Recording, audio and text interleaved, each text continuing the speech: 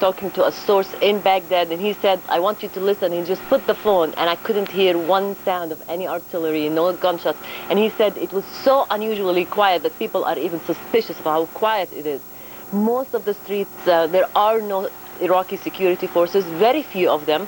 Eyewitnesses say some of the Iraqi checkpoints, some APCs have been abandoned.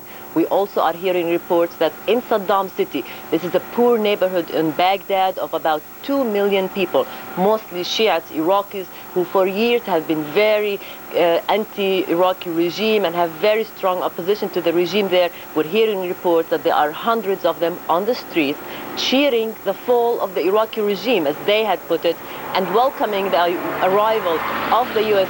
troops in Baghdad, thanking President Bush. Michael? Ruler, also we're hearing reports of looting going on. Of course, we knew about looting in Basra, and the British now working on that. There are early reports, and they are very preliminary, of that starting to occur in some parts of Baghdad. Anything you've got on that? Yes, eyewitnesses do report looting as well, especially in Saddam City. People are going into government buildings, carrying whatever they can carry. Chairs, chandeliers, safe boxes, anything they can find, they are taking away from these government buildings. This is a major concern for many Iraqis, even those who have been opposing the regime, even those who have been welcoming the removal of Saddam Hussein. Many of them have expressed fear in the past that the minute the regime falls, if it indeed had fallen, there will be some kind of looting, revenge taking place, people just with arms going all around the city taking revenge from the past years, from what they considered as the oppression of the regime against them. We can also note here, Michael, that most of the journalists we spoke to at the Palestine Hotel, where most of the journalists are staying, today said that no information ministry officials showed up. This is very, very significant, because usually the journalists there are always accompanied by information ministry minders. They have to be accompanied by those minders wherever they go. This morning there was no one at the reception downstairs, where the Iraqi information ministry had a desk and an office, and where the Iraqi information minister Mohammed Said al-Sahaf have been having daily briefings. None of them showed up today, and this was a very significant sign for the journalists on a turning point in Baghdad. Michael? Indeed, that was always said that when that happened, it would really tell us something. Something that Walt Rogers was talking about before was that US Army officers and soldiers had been asked by people on the ground in Baghdad, civilians, whether they could go and attack the Fedayeen themselves, in a way settle some old scores.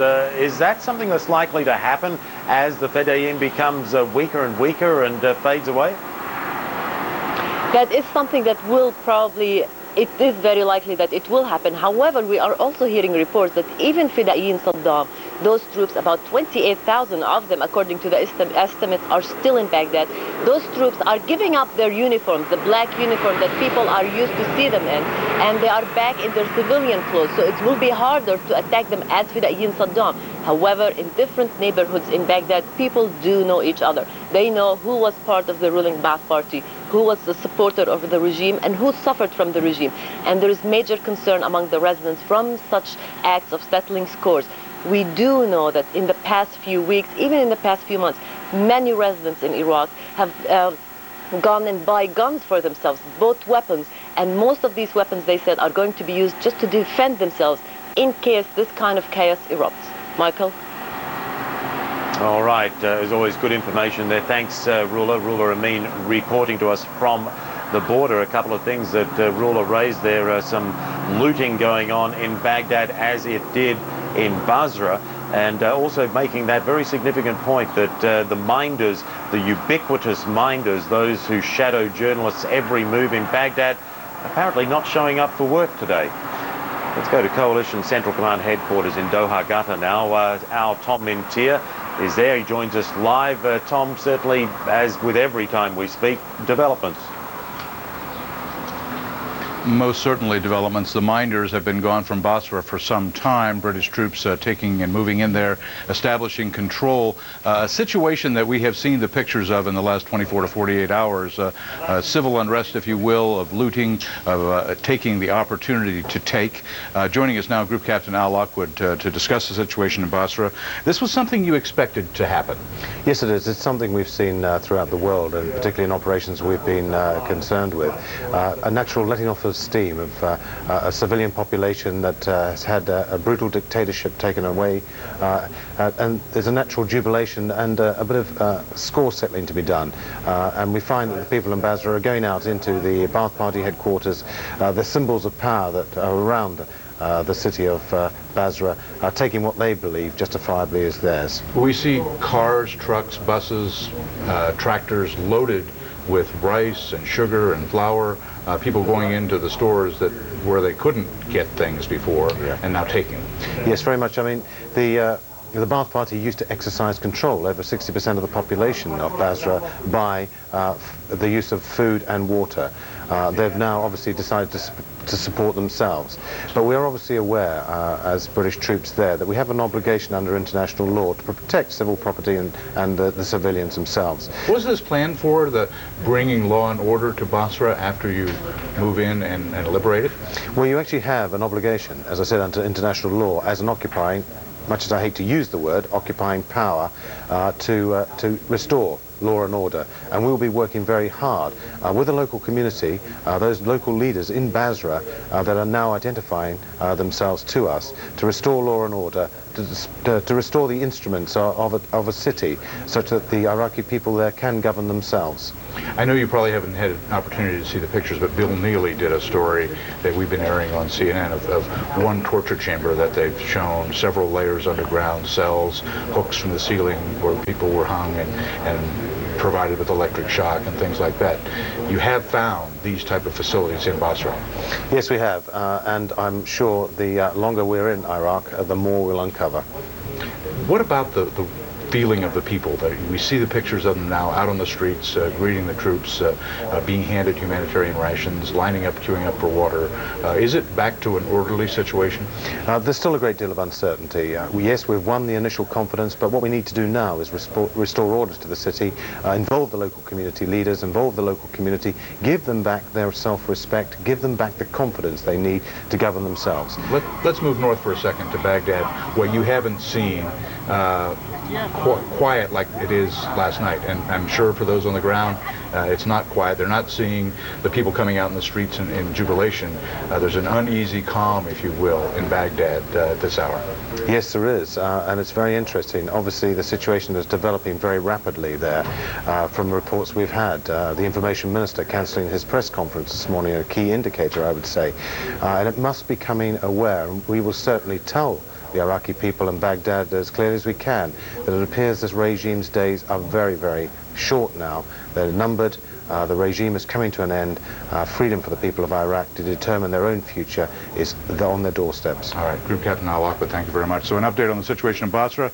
There is still some looting going on, but slowly but surely British troops are moving in and trying to take control of the situation and return law and order to the streets of Basra. Michael? All right, Tom Intier and in Doha at CENTCOM. Thanks very much, Tom. We'll check in with you later.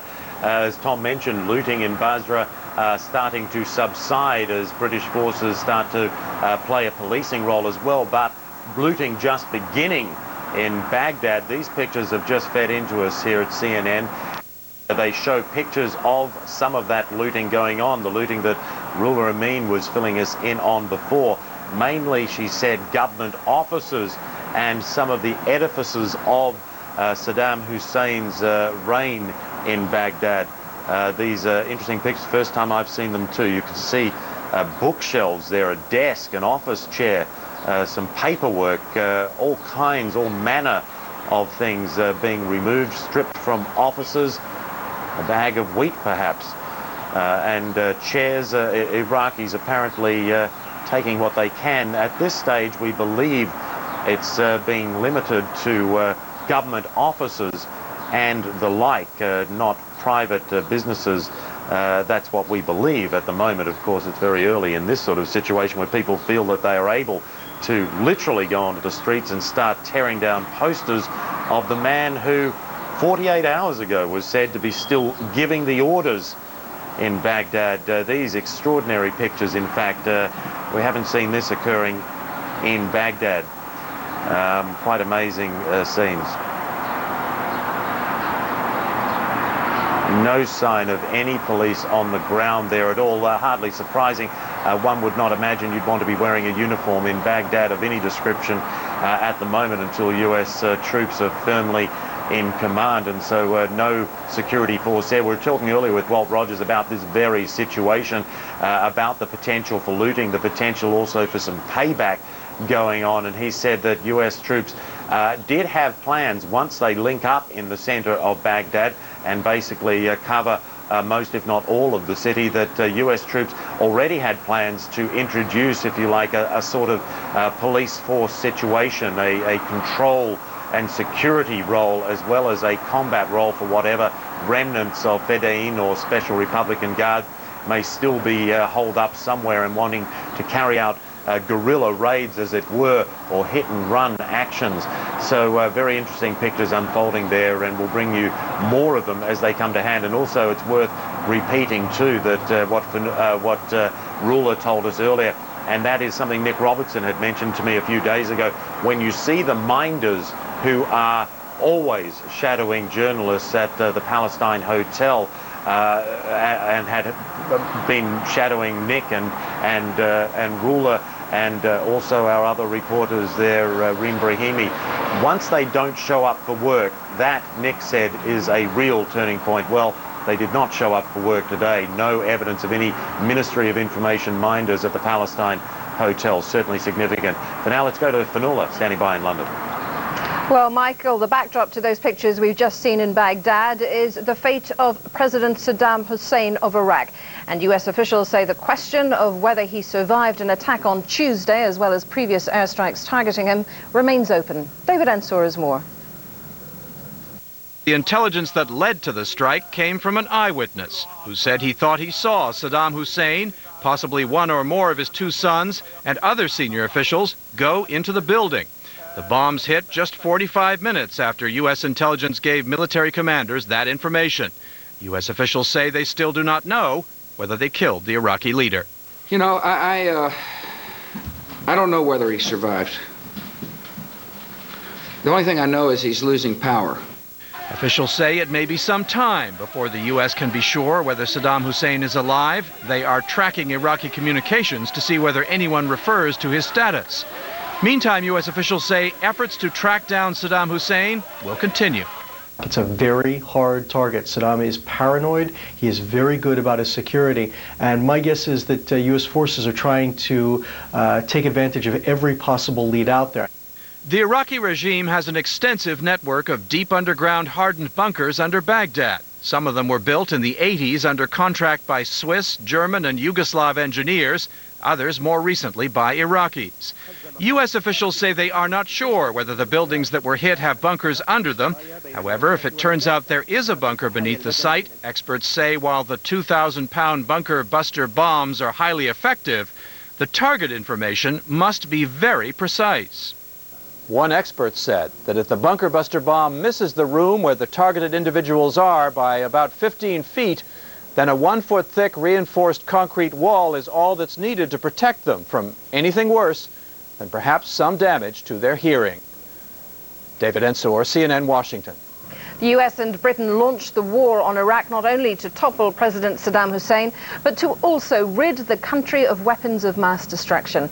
Iraq has denied having any, and there have been no confirmed finds of either biological or chemical agents. Joining us now for more on this topic is Michael McGinty from the Royal United Services Institute for Defence Studies. We have seen a lot lately of chemicals, suits, boots, antidote drugs, etc. But does that necessarily indicate the presence of chemical weapons? Well, it's circumstantial evidence. Every half respectable army in the world trains and equips itself for a chemical environment. And remember, the Iraqi army came under chemical attack itself in the Iran-Iraq war. There was a lot of exchange of chemicals then. That wasn't all that long ago. And if you look at Western militaries, they are they've responded to the new security environment, but their Cold War doctrine is to some extent still stamped on them in certain ways. So it could be the Iraqi army thinks that we might use, or the coalition might use chemical weapons against them, but it still forms part of that core. So it doesn't necessarily mean that they are expecting to operate in a chemical environment of their own making. At this stage in the conflict, there had always been fears that President Saddam Hussein might actually use chemical weapons, but at this stage in the conflict, what would you estimate the chances of that are, from what you know? Very limited, because Saddam likes to divide his enemies, he likes to create political damage to people, and if he knows he's done for in this conflict, then he will want to make sure that when he goes, whether it's to a bunker buster bomb or to an electric chair or whatever it might be, that damage is maintained as much as possible. If he uses a thimbleful of nerve agent against the coalition forces, the world will unite against him, and he must surely know that. On the other hand, he may go completely mad in the last moments and do something just to have a spectacular downfall. We don't know, but I would say it's very unlikely. But you're making the supposition that he does have chemical weapons? Well, no, I'm not. But I should have caveated that with if he does. And of course, nobody really knows that, or if they do know it, they should have given the information to the weapons inspectors before the war started. Does this undermine the coalition's case for launching war if no weapons of mass destruction, or at least weapons in a substantial size, are found? Well, indeed it would. That was the official case. Now, in the last 36 hours, we've had three interesting developments. We've had the report from Bill Neely from ITV News about the torture chambers in Basra, which has gone out on all the networks. We've had the discovery of possibly some chemical weapons, which could be pesticides. Sarin nerve gas, by the way, was discovered accidentally out of an effort to make a new pesticide in the 1930s. And we've also had the discovery of a terrorist training camp. That's three parts of the jigsaw in the case against Saddam. The torture chambers speak for themselves, but the terrorist training camp, who was trained there, what it's for, is yet to be determined. Whether these chemicals are chemical weapons is also yet to be determined. But potentially, the last 36 hours have seen quite a crucial period in the propaganda war, but we have to see what comes out of the analysis. Presumably is what the coalition is hoping for, that more of these kind of scenes that you've just described being discovered and making almost irrelevant, as far as they would be concerned, the whole issue of weapons of mass destruction if they're not found. Indeed. Okay, just a very quick question on the situation in Baghdad. We're seeing looting here. How dangerous is the situation for coalition troops to try and maintain or contain at this point? Well, it is going to get more dangerous because there is no central command of Iraqi forces, which we're seeing in the feebleness of the resistance. There's no central authority to tell them when to surrender. So the resistance will probably go away very gradually over a period of time. And so you'll have this dangerous environment which is receding, but on the back of that you'll have increasing lawlessness. So the coalition troops in Baghdad will be trying to protect themselves and to protect the civilians from themselves. So it could really turn quite nasty and quite quickly. But we're now entering a very tense and dangerous phase in winning the hearts and minds of the Baghdad people, for a start. And also remember, there are only about 25,000 or so US troops in Baghdad, which is a city of 5 million people. It's nearly as big as London, and there are enough US troops to quarter fill Wembley Stadium. They're going to have a hard time controlling that many people with so few troops. Michael McGinty, thank you very much. And stay with us, because CNN's coverage of the war in Iraq resumes after this break.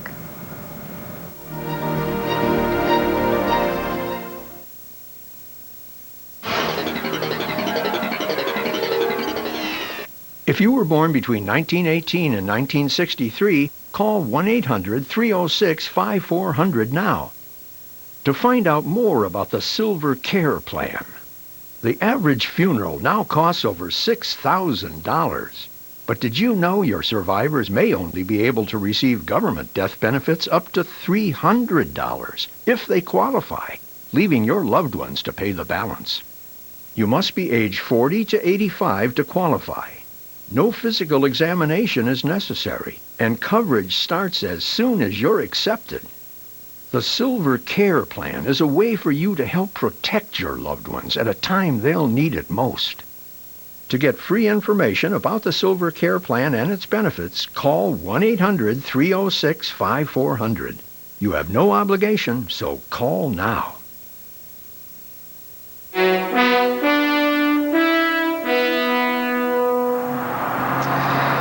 And welcome back to our coverage of the war in Iraq, checking the latest developments, and there are several sources in Baghdad telling CNN correspondents of an eerie calm in areas of the Iraqi capital.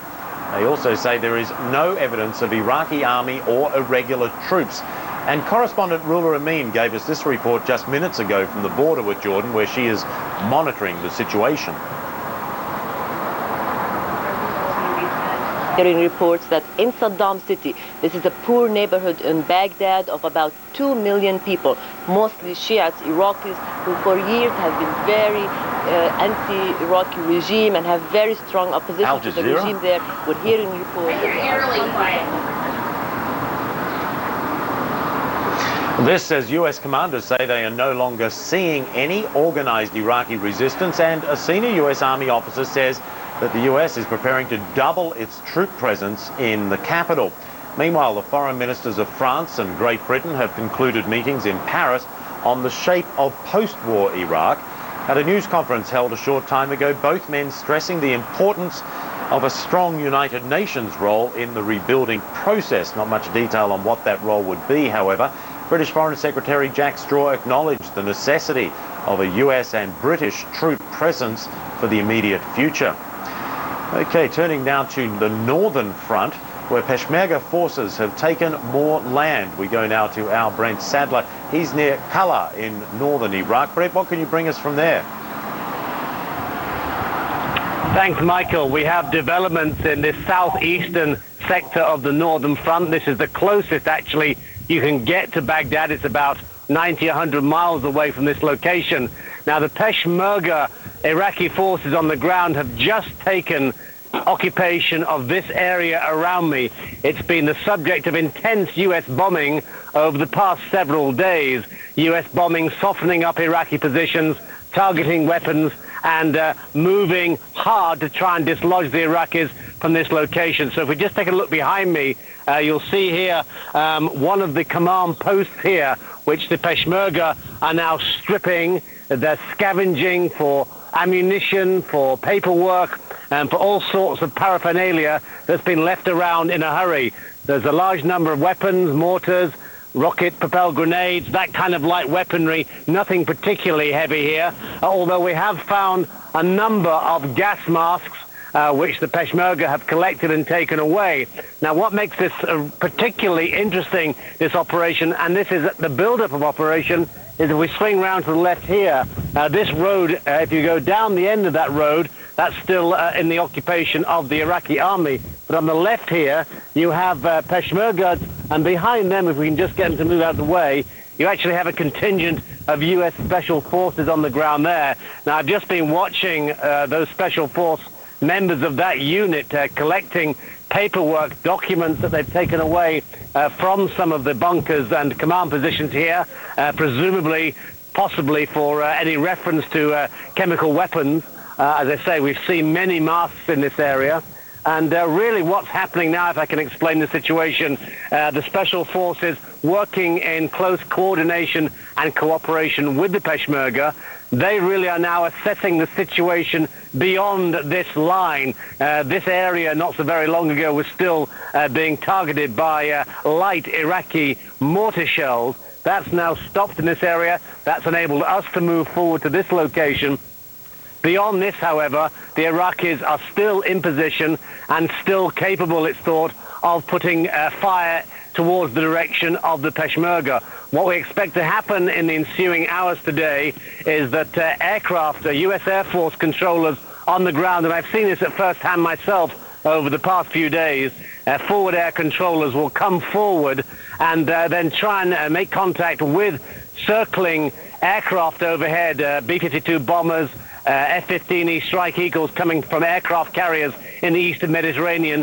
When they start operating in this vicinity, and that is expected, then forward air control will again bring heavy bombardments. We know JDAMs have been used to break up these areas in the past 24 hours. That could happen again. Depends really on what eyes Special Forces now just further down there can get on possible targets, possible troop concentrations of the Iraqis. Now, trying to assess really resistance here, I guess having spoken to Special Forces and Peshmerga commanders on the ground here, the guess, and it is a guess, is that since the coalition strikes, the attacks by U.S. forces in Baghdad over the past 48 hours, this area has crumbled pretty quickly. It's really not clear just how much information these Iraqi frontline forces are getting from their command and headquarters. It is thought that command and control, though, given the speed with which this has broken down over the past few hours, it does seem that command and control is now being seriously eroded. The big question, which remains unanswered, Michael, is to work out whether or not the Northern Front is going to be activated. We do know that U.S. forces have started bringing armor, M1A1 Abrams tanks and Bradley fighting vehicles into an airfield in northern Iraq, possibly a build-up to activate the Northern Front if it does not collapse of its own accord by the gravity, sheer weight of power being used against Saddam Hussein in Baghdad.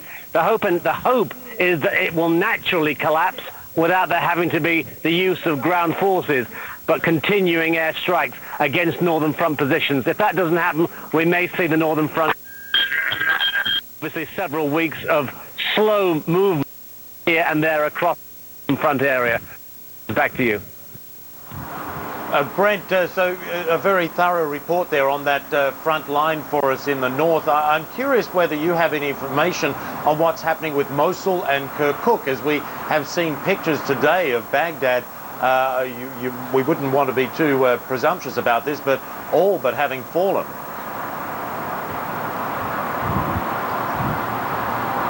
Yeah, Michael, a bit of communication of every other word I can tell you really have here. You have Mosul, the key northern Iraq, is pressure being Saddam Hussein fences around prime. Yeah, sadly, Brent having trouble hearing me, and we are having trouble hearing him as well. Video phone technology, incredible technology, but not perfect. Do stay with us for more coverage of the war in Iraq. Just ahead, we'll be updating you on the latest developments. Also, as the United States looks ahead to the reconstruction of Iraq after the war, it faces a very delicate balancing act with the world community. CNN Tonight is Saddam dead or alive? Plus, from Baghdad to the desert, all the latest from the front lines. Only on Larry King Live, CNN Tonight, 9 Eastern. Hey, I'll get this. Besides, I get airline miles. With your business card? Huh. What is your credit card doing for your small business? You earn miles on everything you buy? Yeah, from supplies to travel expenses. The Citi Platinum Select Advantage Business Card. Call now and you could get 1 mile for every $1 you spend. Miles that may never expire. Plus 10,000 bonus miles. I use my miles for car rentals, hotels, on over 25 top airlines, even a well-earned vacation.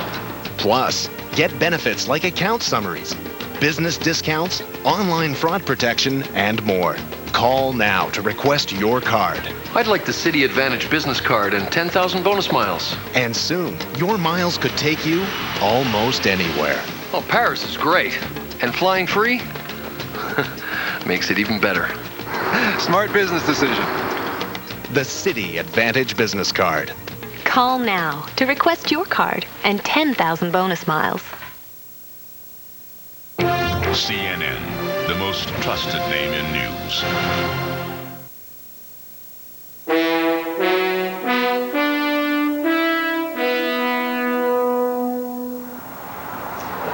Welcome back to Kuwait City. The developments as they stand now. Witnesses in an eastern suburb of Baghdad report arriving U.S. Marines being greeted with cheers, even flowers, by hundreds of Iraqis. But a different picture in other parts of Baghdad. Looting is being reported amid anti-government chants. Earlier, sources in the Iraqi capital described the streets as quiet and nearly deserted, with no sign of militia members or any form of authority for that matter. A senior U.S. military officer tells CNN correspondent Walter Rogers that organized resistance in the Iraqi capital seems to have totally evaporated. That same officer predicts that U.S. troop presence in Baghdad will double in the next 24 hours or so. The foreign ministers of Britain and France insist there is a role for the United Nations in a post-war Iraq. Just what sort of role, they didn't say. In comments following their meeting in Paris, they did stress the need to end quickly the war and begin solving Iraq's problems. Washington has said it wants the UN to help with humanitarian relief, however, is wary of a political role, at least initially, for the UN. The leaders of France, Germany and Russia, meanwhile, say they want the world body to help shape post-war Iraq. Days of airstrikes and fighting in the Iraqi capital have resulted in increasing civilian casualties. The International Red Cross telling us it is unable to keep count of the number of dead and wounded, but its staff members do describe city hospitals nevertheless as overflowing. The Pentagon says it can't say whether those casualties include President Saddam Hussein or members of his family. US forces reduced a building in a residential area of central Baghdad to rubble on Monday, and several buildings around it, after intelligence reports indicated the Iraqi leader might be there. A witness says he saw the Iraqi leader enter the building shortly before the bombs fell.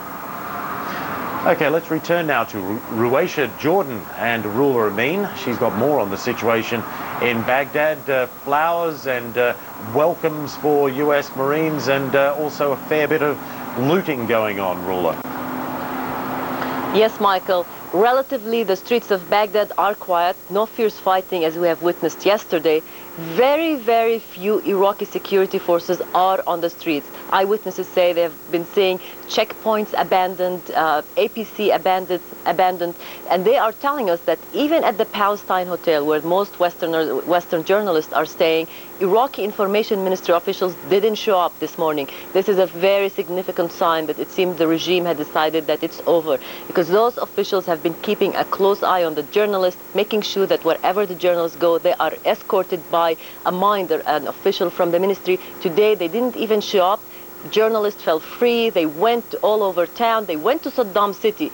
This is a very poor, overpopulated neighborhood in Baghdad. About 2 million people live there. They are mostly Shiite Iraqis. For years, there's very strong opposition to the Iraqi regime there, and many people there have been in prisons. Many have been killed, and so you can tell people there are very happy to see this regime go. We do know that there are some U.S. tanks over there now, U.S. Marines. We do know also from eyewitnesses and sources at Saddam City that hundreds of people are on the streets cheering the fall of the regime and welcoming the U.S. troops. We also know that there's been a lot of looting. People in Baghdad going into different government buildings, going into anything that they can find, shops, whatever, taking chairs, taking safe boxes. They even went into the UN headquarters and looted that building where UN inspectors and UN humanitarian workers used to stay. We are told also that they even drove off in the UN cars. You can see in the pictures there, people are just grabbing anything they can find. There is a state of chaos there. No authority. Obviously, the residents of Baghdad have made the decision for themselves. They assessed and they decided there's no more Iraqi government around. These scenes are going to be very disturbing scenes for residents in Baghdad. This is a major concern for many Iraqis. Even those who oppose the regime so much, we're very concerned that after the regime falls, the day after, there's going to be chaos in Iraq. And these images of the people looting are going to even raise that concern higher on the future of Iraq. Is it going to be to stay as one Iraq? Would it be disintegrated? How long will it take to stabilize the country one more time? Michael? Yeah, Ruler, Walter Rogers saying that the US military had told him that they had a plan that they were going to swing into action to try to bring about some sort of security, but they'd better hurry up from those pictures. One thing that will be concerning many people in the United States military structure will be looking at those pictures and seeing there was one man I saw waving documents. Now, in post-war Iraq, documents are going to be key, are they not, to whatever sort of war crimes charges the US wants to bring against Iraqi officials. And if government buildings are being looted and documents are being removed and thereby perhaps destroyed and lost forever, that's going to complicate things, isn't it? It will complicate things. However, they will have so many eyewitnesses who will be willing to go and talk and reveal what happened in those years during the Saddam Hussein regime.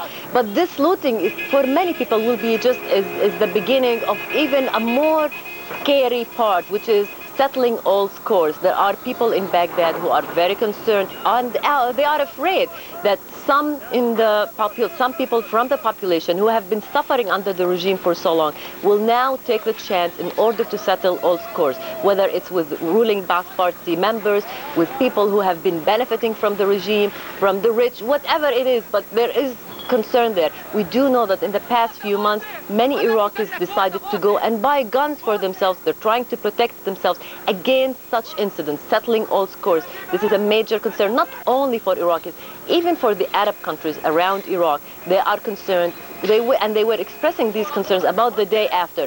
What will happen after Saddam Hussein goes? Michael? What you are seeing here, if you're just joining us, are some extraordinary pictures. A man just running out of a government building there with a bouquet of flowers, plastic flowers it appeared, virtually anything not nailed down, and probably some things that are being removed from government offices. Ruler also reporting private stores as well. Initially it was just government offices that were the target of this looting. A lot of relief and exuberance you can see there on the faces of some of these people as they run in and grab what they can. In many ways, historic pictures that you're seeing here also of posters of Saddam Hussein being destroyed, and people chanting anti-Saddam slogans, something they would not dare to have done simply hours ago, really. Now, Ruler raises an interesting point, and Walter Rogers has as well, and that is the concern that scores will be settled. Walter Rogers reporting earlier to us that Iraqi civilians had already approached US troops in Baghdad and asked whether they could take their guns from their homes and go and fight the Fedayeen, kill the Fedayeen, he said. And whether this degenerates into a serious case of lawlessness remains to be seen, although this certainly is a fairly lawless scene you're seeing now. But whether the US can get troops in to carry out a policing role very quickly, it remains to be seen too, and is a very important point. You saw there a man with a... Yes, you see that man, Michael, there, hitting at Saddam Hussein's pictures. There are very many people in Iraq are very angry at the regime, very bitter. They say that they have been oppressed for a long time, and they will be angry at those people who were supportive of the regime, or at least benefited from the regime, whether they are their neighbors, whether they are family members, or whether they are from different towns. You can also know that there are the U.S. troops who are already in Baghdad now are not enough to police that huge city of 5 million people. That's why we are hearing that the U.S. intends to double the number of its troops in Baghdad by Thursday. They know they need a very large number of troops in order to put law and order there, and also to be careful, because those Fidaiyin, Saddam, and all those Republican guards, ruling Ba'ath Party militias, they are not on the streets with their uniforms, they're not there with their guns, but they may be hiding in places in civilian clothes, and they still have to take precautionary measures in case those people are still determined to inflict damage among the troops. Michael? Ruler, let's see if we can roll those pictures again of the gentleman there wielding a shoe on that poster of Saddam Hussein. Now, what I find interesting about that is looting is almost not surprising. What is surprising is that people in the streets of Baghdad at this hour feel secure enough to carry on a public display like that. They are clearly not even afraid of Special Republican Guard or Fedayeen to be standing in the street with such an incredibly public display of disdain for the former leader. Well, obviously they have their own eyes to judge. You know, they've seen those Fidaiyin flee the streets, flee the checkpoints. They've seen the soldiers running, getting rid of their uniforms, so they do know that this regime is on the run. Now, you can also tell from this looting by the things that people were picking up. It's very small things, maybe not of a huge amount. Even this guy is putting letting out his anger, hitting at Saddam Hussein's pictures. But we also saw some other pictures, people looting just small stuff. Baghdad, after 12 years of UN sanctions, people there are very poor. Anything will be precious and anything will be of value. So they're trying to get to whatever. Now we're trying to hear what is this guy saying. He's saying that Saddam Hussein is an infidel. That's what he's saying. Well, Michael, I think many people in Baghdad will be watching this from their own homes. Some people will be even afraid to venture on the streets just because of these scenes that we've seen now. They're probably seeing much more than what we have been seeing, and they will be trying to see how can they try to guard themselves. Michael? And from what you described, Ruler, and you know the city well and the people well, what you're telling me is a mixture of the sorts of things we're seeing there, the relief and the exuberance, if you like, but also a fear of the lawlessness that we were also seeing. There is fear of this lawlessness, and there's fear of also on the future of Iraq. Iraqis are very proud people. They know they've been educated, they have a wealth of oil, they have 2 rivers, and so they think very highly of themselves and of their potential. They've been very angry both at the regime and the US because they felt that throughout the 12 years of sanctions, this potential had been suppressed. And now they will be watching, looking for an opportunity in order to re-emerge again as a progressive, as a very successful country. So there will be also watching how will the US act now. Many of them have been saying that they've been suffering under Saddam Hussein's regime because it's a dictatorship regime. They have been hearing promises from George Bush, from the American officials that they will bring democracy in Iraq. Will this happen, or will Saddam Hussein be replaced by another man, another dictator who will rule Iraq not by democracy but by force, but who will be an ally of the United States instead? So there is all these concerns. And you can still, with those pictures, you can tell people are happy. It's also the fact that they're free to do this. Many people for years have felt that they cannot go on the streets, they cannot express themselves, they cannot act the way they want to act. And some of this looting probably is also the fact that they can do it. They can go into these government buildings and do whatever they want, be on the street, and no one is going to put them in prison, no one is going to go after them.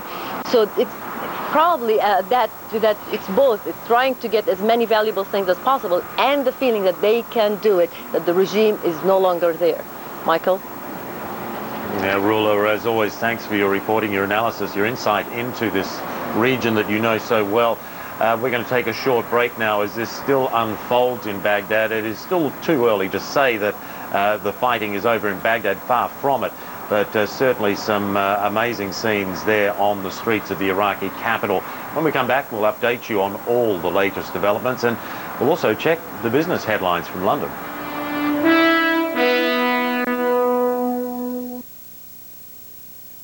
Every night on CNN, join Paula Zahn and Wolf Blitzer live from the front lines at 8, then revealing interviews with Larry King live at 9. And Aaron Brown recaps all the day's events on Newsnight at 10. Every night on CNN, the most trusted name in news. You decided. Once again, CNN is #1. For trust and experience, Americans choose CNN as the most credible news source. More than MSNBC or Fox News. More than any network, newspaper, or magazine. CNN is the most trusted name in news. Brent Sadler takes you inside the war in Iraq. We've just seen an airstrike in this area behind me in Baghdad. Experience you can trust only on CNN. Where did all the movies go? To Stars, where new hit movies hit home first. Yeah, baby! Want to see Austin Powers and all these new hit movies? Better call now and ask for Stars. 1-800-DIRECTV. Because the only premium channel you'll see these movies on is Stars. One of 12 distinct channels in the Stars Super Pack. Call now to get over 600 different movies for only $12 or less a month from DIRECTV. Call now, 1-800-DIRECTV. At DirecTV, we've got something extra for everyone. The Total Choice Plus package adds over 15 additional channels to Total Choice, all for just a few dollars more, bringing you more adventure, more laughs, more exploration, more music, and more entertainment choices for everyone in the family. Over 130 channels in all, including local channels. Total Choice Plus. It's an easy and affordable way to get more out of your DirecTV. Visit DirecTV.com or call 1-800-DIRECTV and order today. Order The Four Feathers on pay-per-view and get a free CD with the rousing music from this epic adventure. Own the Four Feathers original motion picture soundtrack from Sony Classical. You're all that matters to me. Just come back to me safely. Just send your pay-per-view bill showing the charge to the Four Feathers CD offer. P.O. Box 102858, Denver, Colorado 80250-2858. The Four Feathers, rated PG-13, playing on pay-per-view. You have underestimated your enemy. The empire that was built on tradition and respect, the NWA, is under attack by a new visionary. You tried to put me out of this wrestling business. Stand next to the NWA. Stand next to tradition. Including the Extreme X Division. Order NWA TNA on pay-per-view.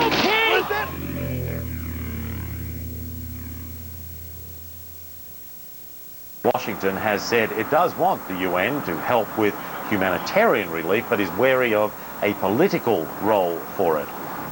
Well, the British Foreign Minister Jack Straw is currently in talks with his French and Spanish counterparts in Paris. The main topics on their agenda, the role of the United Nations and it will take in the reconstruction of post-war Iraq. Media sources say this meeting is an attempt to mend deep rifts in the European community. Both the Prime Minister and President Bush committed themselves to a, quote, vital role for the United Nations in the reconstruction of Iraq and other matters relating to Iraq as well. We all hope desperately that the conflict comes to an end. It looks as though we may be towards the close of hostilities. Our exchanges were discussed in more detail. Of course, we talked about Iraq, and we have both said that we want the war to finish as soon as possible, and we also wanted to underline the need to have joint efforts with a particularly important role played by the United Nations. Of course, everyone knows what's absolutely urgent at the moment. It's a humanitarian aspect. We've mobilized ourselves, and we've also set up Resolution 1472 so as to be able to mobilize the international community with regard to this humanitarian risk. The issue of rebuilding Iraq will be discussed later in the week in St. Petersburg when the French President Jacques Chirac meets leaders from Russia and Germany. Well, the European Union's foreign policy chief plans to meet EU ambassadors in New York on Wednesday. Javier Solana said he hopes to get the European envoys to work together as they move forward on the Iraq issue. On Tuesday, Solana insisted that the United Nations was alive and well and that the world body has a vital role to play in post-war Iraq. The United States says it must take a lead in Iraq after the conflict, but Solana and others say a new Iraqi government will have greater legitimacy if it's not seen as imposed by the US. I think that will be necessary for the coalition to guarantee the security of the country for a period of time. I don't think anybody will doubt about that. The question is when the United Nations, the international community, will enter into the helping to reconstruct and reconcile the country inside, economically, politically, and the humanitarian point of view. Solana also said he believes the current divisions in the Security Council over the war can be overcome. A U.S. military statement says a U.S. warplane missed its intended target in southern Afghanistan early on Wednesday, killing 11 civilians and wounding another. The incident happened near the border with Pakistan in Paktika province as coalition forces pursued opposition fighters. U.S. Marine Corps Harrier jets had been called in following an attack on an Afghan militia force checkpoint. The U.S. says a 1,000-pound laser-guided bomb missed its target and instead landed on a house. A Pentagon spokesman told CNN the circumstances of the incident are under review. Business news now, and European stock markets are open and doing business. Charles Hodson can tell us how they're getting on. Charles. Fanula. Well, the focus in financial markets is slowly but surely moving away from the war in Iraq and back to the economy and corporate earnings. Put simply, that means we're back to the underlying reality, and it's a grim one at that. So, Europe's bourses are in the red early in the trading session. In London, the FTSE 100 is losing nearly 1%, the Xetra DAX off by 2.33%, Paris CAC 40 1.75% of the losses there, Zurich SMI between 1.5 and 1.2% of the losses at the moment. Britain's Chancellor of the Exchequer, Gordon Brown, will be putting the costs of the Iraq war into a UK perspective on Wednesday when he gives his budget speech to Parliament. Brown is expected to lower his estimate for UK economic growth and could well announce another rise in public borrowing. Britain's economy has remained more buoyant than its major European neighbours, although growth has suffered from the slowdown in global activity. Indeed, the European Commission has cut its Eurozone growth forecast for this year from 1.8% to 1%. But the European Commissioner for Economic and Monetary Affairs, Pedro Solbes, told me earlier he does not expect the EU economy to stagnate. We do not expect stagnation at all. Of course, there is always a probability, but we think that is quite unlikely.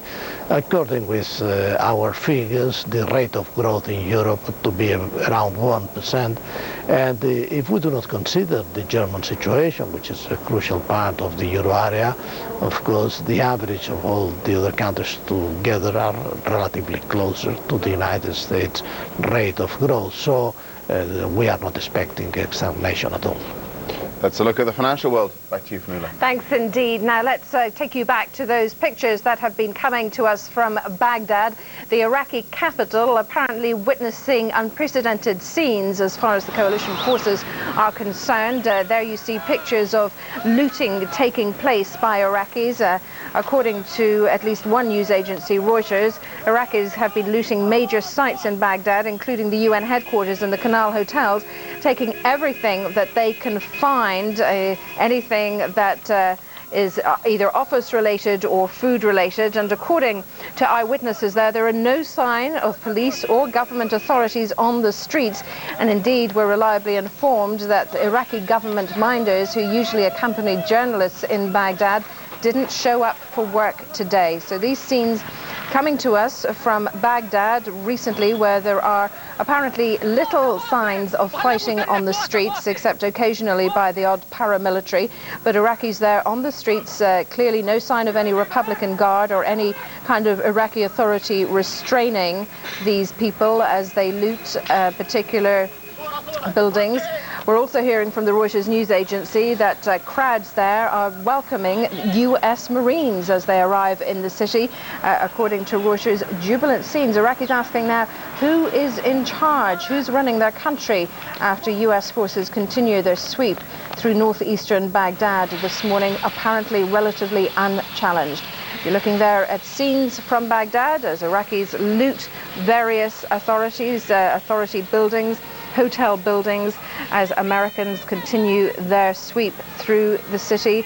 No sign of police or checkpoint authorities on the streets of Baghdad, and it could be that the American and British forces will now face the same situation as British forces faced in the second city of Iraq, Basra, where looting has become the order of the day and the need for law and order and security to be established.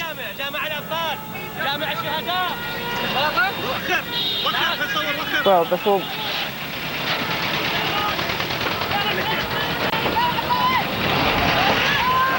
These are just some of the many pictures that we're receiving here at CNN of the scene in Baghdad, and all morning we've been hearing that it has been very, very quiet, militarily speaking. Very few signs, if any signs, of any Republican Guards or indeed paramilitaries on the streets. We're hearing that they're cheering and shouting.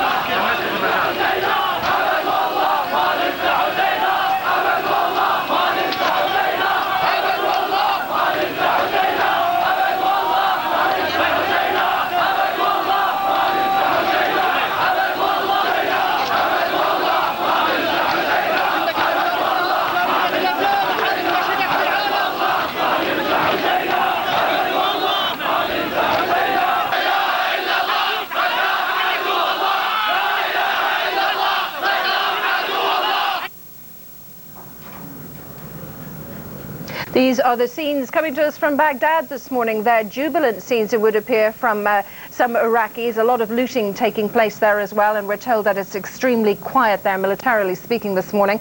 But we should just add that the Reuters news agency is reporting from Qatar that a U.S. military spokesman is saying it is too early to talk of the battle for Baghdad as being over, and indeed the war to overthrow the Iraqi President Saddam Hussein is over. And according to Captain Frank Thorpe of the U.S. military, he said, quote, "I think it's premature to talk about the end of this operation yet."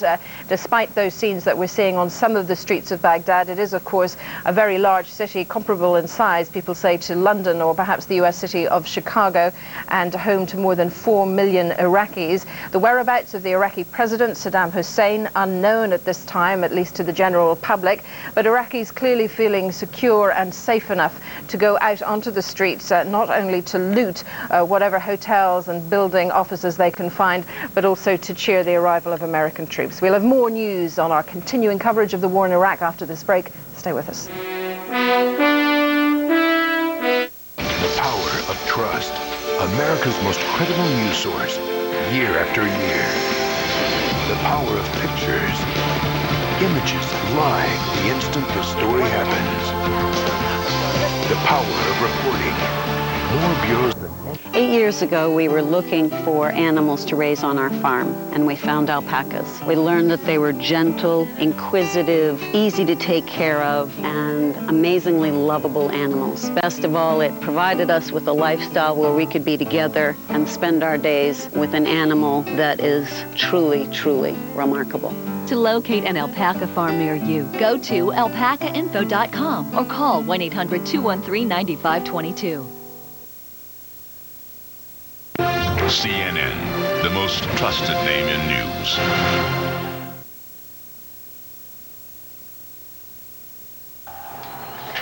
A new day in Baghdad and the beginning of the post-Saddam era. But despite his fall, the war lingers.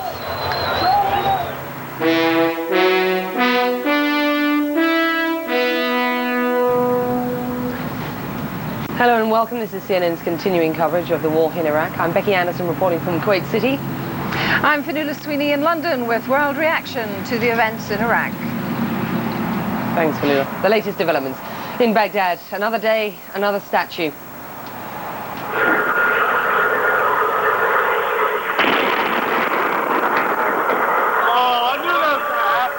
Almost destroyed. Apparently not enough explosive power, as only the middle portion of the Saddam Hussein likeness was blown away some 20 minutes ago by US troops. We're told the crowd gathered round and is determined to stay there until it's completely destroyed. We're keeping an eye on developments there. And we're also monitoring central Baghdad, where in the last few hours, CNN's Walter Rogers reports US Army troops have been facing sporadic small arms fire on the western side of the Tigris River. On the other side of the Tigris, US Marines have asked the Army to halt its advance because the Marines are doing what they call mop-up work over there. Marines ran into Iraqi fire on Wednesday near Baghdad University just moments after passing hundreds of cheering Iraqis in the streets. In northern Baghdad, Marines are reported to be in control now of another presidential palace after a fierce firefight with Iraqi forces. Kurdish troops captured a village in northern Iraq on Wednesday, and coalition aircraft have launched their heaviest wave of bombing yet in the region, an effort to soften up Iraqi lines. Kurdish commanders tell CNN's Brent Sadler they expect to gain significant ground Thursday as a result of those strikes. Well, despite the fall of Saddam Hussein's monuments and his government, US officials aren't ready to declare victory quite yet. They indicate the war in Iraq will continue for an indefinite period. US officials, exiled Iraqi opposition leaders and other leading Iraqis will be meeting in southern Iraq this weekend to begin planning for an interim government in Baghdad. Well, despite the fall of Saddam Hussein's government, there's still fighting in Baghdad. CNN's Walter Rogers, no longer embedded with the US Army's 7th Cavalry, joins us now live from Baghdad. Walter. Hello, Becky. I'm in the heart of downtown Baghdad, where yesterday's exuberance seems to have worn off. There are Iraqis walking around the streets as the CNN vehicle rolled to this point in downtown Baghdad. The most common gesture we got was a thumbs up mostly from little children, but also from women and from men. There was considerable greetings for all the outsiders who are now rolling into Baghdad. Mostly that's American journalists, although many of the main intersections in the heart of downtown Baghdad remain being guarded by M1A1 Abrams tanks, U.S. main battle tanks, and Bradley fighting vehicles. Behind me over my left shoulder is, of course, the famous traffic circle where yesterday, with the help of the army, the Iraqi populace pulled down a statue of Saddam Hussein. As we rode into the city a few hours ago, we saw many statues of Saddam Hussein, which looked as if the army had done a fair amount of taking of pot shots, shooting at them. There were big holes in those bronze statues. Again, much more quiet today. No evidence of looting today. We saw considerable evidence yesterday. When we were in the south of Baghdad, but today pretty quiet. Again, there is some shooting around the edges. About 2 minutes before we went on air, there was an AK-47 popping off over my shoulder down there, but nothing like the fighting that we saw with the 7th Cavalry coming up. Pretty mild, pretty sporadic here currently. Becky? You say you're seeing a jubilant response from the citizens of Baghdad. Crowds on the streets yesterday, but not significant crowds, even as the statue of Saddam Hussein came down, in a sense that people were still staying inside, slightly insecure about a feeling for their safety. What's the sense today? Are there more people on the streets of Baghdad today? No, Becky, I think people are trying to take stock. Again, there is shooting around, and they're not exactly sure what the situation is. They do see the U.S. Army on the street, but there are a number of people out. I wouldn't call them crowds, but small groups of people. They're walking around the street. They're rather hesitant at first, but if you wave to them, all of a sudden a big grin sweeps across their faces. You get the thumbs up. And a lot of people, many people, are breaking into broad grins as soon as they see that you're not a hostile force, not hostile, coming to see them. Again, the only evidence of sullenness and hostility seems to be coming from young men of army age, draft age, now wearing civilian uniforms. You can wave to them and they're very sullen, but the overwhelming majority of people we've seen, not large crowds, but groups of people, seem to be more than welcoming. And as I say, if they're staying inside now, it's because there's not much reason to come out. Many shops are still boarded up, have those iron gates in front of them. The fear of looting exists, although we haven't seen any today. Becky?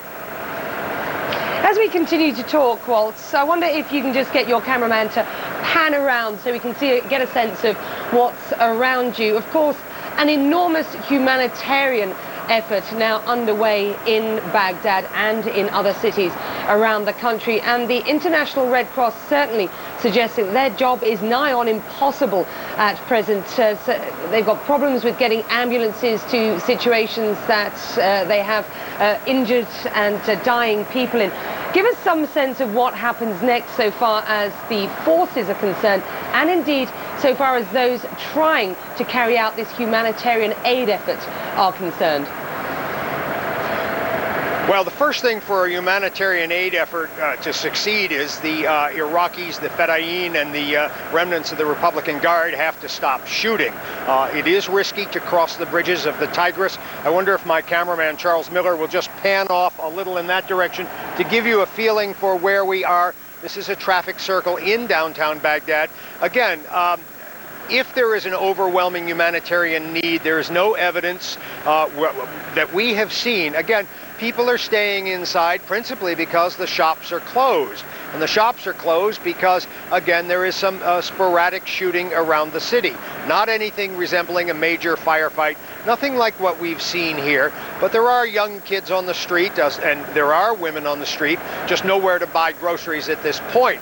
Presumably, from all the news reports we heard earlier, many people did stock up on food, so the humanitarian need will grow, and it will probably be met fairly easily once the remnants of Saddam Hussein's regime stop shooting at people when they cross the bridges. I mean, we had to cross the bridge flying white flags, and the army couldn't help us across the bridge. We came across with shooting in the distance, and we were told by the army that bridge isn't safe. You're taking fire if you go across.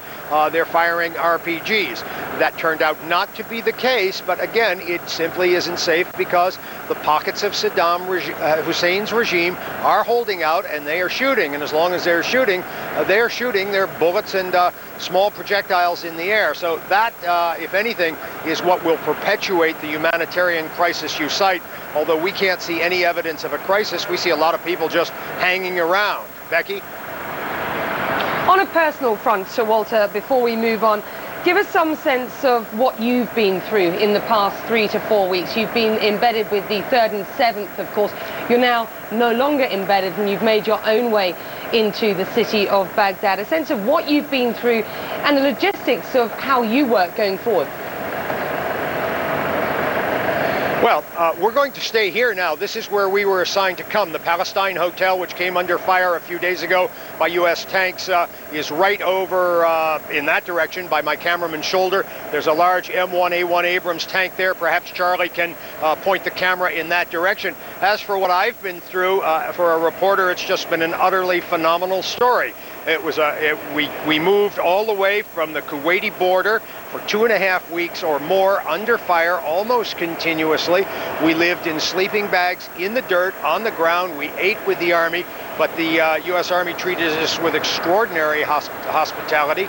And we said goodbye to them this morning because our generals in Atlanta told us to move forward into Baghdad. Consequently, we moved into Baghdad. We entered the city from the south on our own. There had been an enormous amount of fighting. 2nd Brigade, 3rd Infantry Division of the U.S. Army took had quite a firefight down there. There were scores and scores of burned out Iraqi vehicles. Again, Becky, we're not the story. The story is the people of Baghdad. The story is the U.S. Army. We were privileged to have a piece of the story. Becky?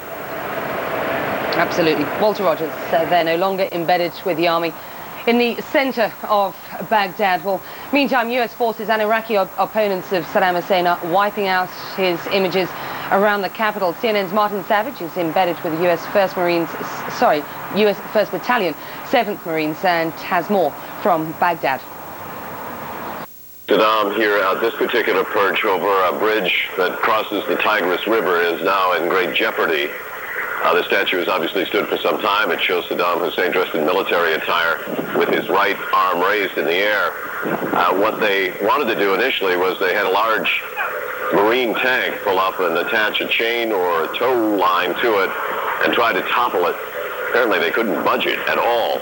So now they have moved to more harsher tactics, and that is planting C4 around the base of the statue. Actually, it looked from our vantage point as if it were around the feet of the statue, and will detonate it. Now, this is about 5 minutes, or actually about 3 minutes ago, they lit the fuse.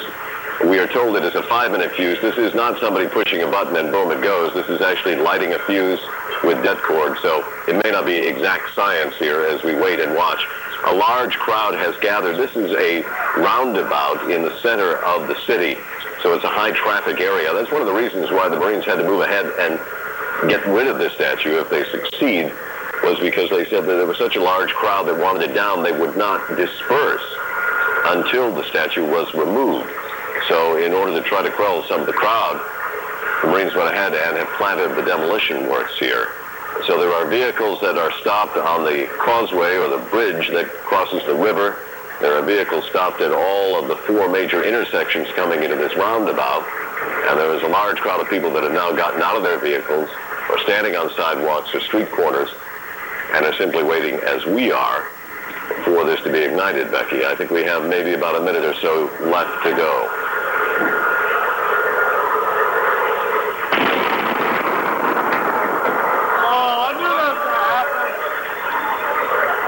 Well, there you have the explosion.